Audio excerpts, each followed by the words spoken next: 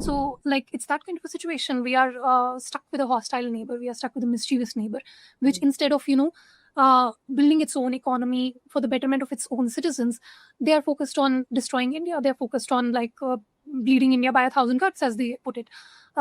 So, yeah, I think some decisive steps need to be taken, and the international community should stand with India at this point, because India is a,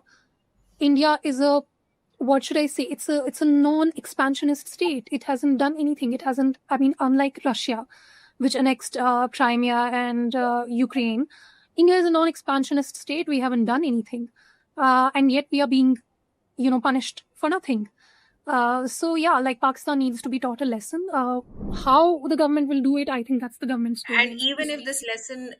even if this lesson extracts a price from Kashmiris because of where you are, and because of as you said, the Pakistani army general said the jugular vein in that recent speech of his. He referred to Kashmir as the jugular vein. So you're saying that decisive action, even though it extracts a price from Kashmiris, I mean, I'm is the saying need we're of the already hour. paying the price. And again, I will like to clarify that I'm speaking only for myself. I can't speak for everyone. But we are already paying the price in many ways.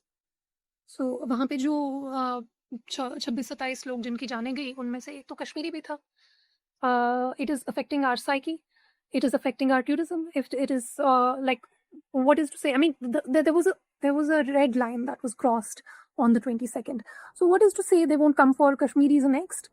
If they came for the tourists, they'll come for us. What's to say? And they have been, I mean, Kashmiri civilians, like, there have been so many Kashmiri civilians who have died since over the last 30, 35 years. So we are already suffering